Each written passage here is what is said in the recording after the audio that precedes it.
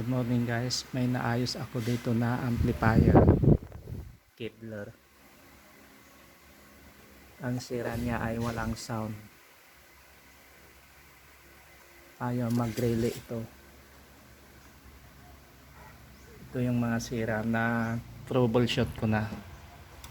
Ito yung masira niya, itong dalawang output power transistor, ito dalawa, ito bago pa, talaglagay ko lang. Saka itong capacitor na 47 by 100 volts, dalawa. Resistor na 2K, dalawa din. Tsaka itong fuse na 12 amperes. Itong capacitor napalitan ko na ito. Tsaka yun, pumutok kasi yung dati. Ito yung dati, yan yan o, pumutok. Tsaka ito, chinik ko na yung bias dito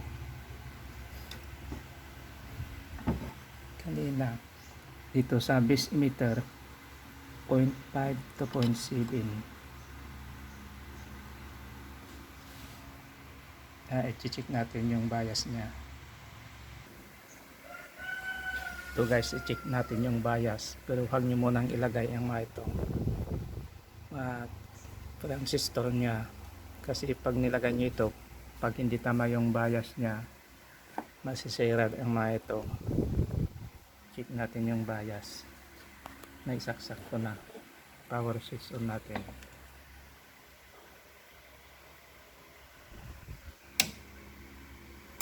Yan, tumunog na yung relay. Noon ayaw tumunog kasi may voltahe yung output niya papunta sa relay, papunta sa speaker. Pag nag-check kayo ng bias guys, dito sa ito nakikita nyo transistor na maliit, dito kayo mag-check base to meter. Ganon din sa kabila, ito base emitter 0.5 to 0.7 dapat makukuha nyo.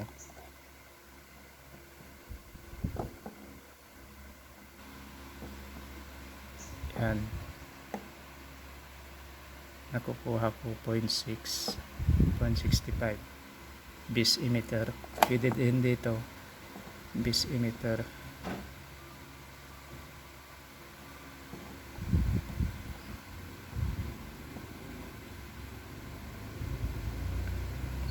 Paba lang dito dapat. Yan, 0.6 dito din sa kabila base emitter.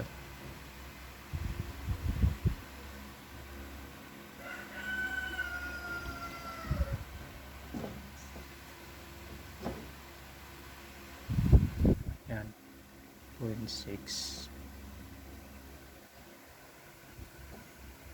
Pwede din dito yung base to base, 1 volt dapat makuha nyo, base to base. Yan, 1 volt.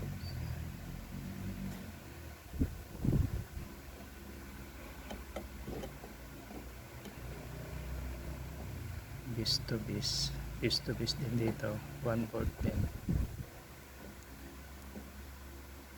Yan, base to base dun sa output,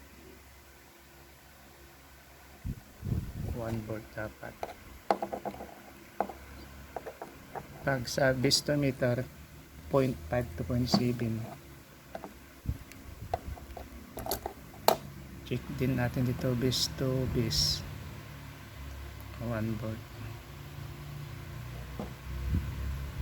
Sa kabila naman, yan.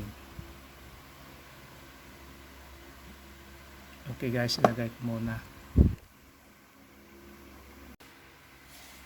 ito guys. Nailagay ko na yung socket, ang socket, tornilyo nya dito, tsaka yung mga pyesa na pinalitan, nailagay ko na lahat.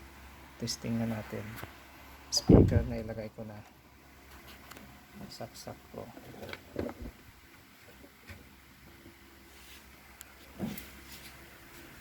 switch on.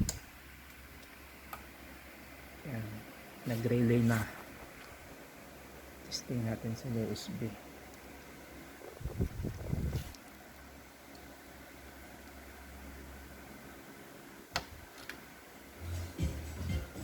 Yan, pwede na guys.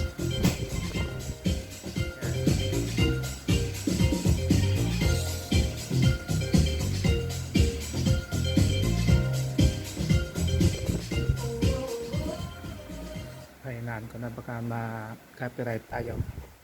Hanggang dito na lamang guys. Kung hindi ka pa nakapag-subscribe sa aking channel, huwag mong kalimutang pindutin yung subscribe button. Tsaka paki-like and share na lang. Huwag mo rin kalimutan pindutin yung notification bell para updated ka sa i-upload yung mga bagong video. Maraming salamat guys.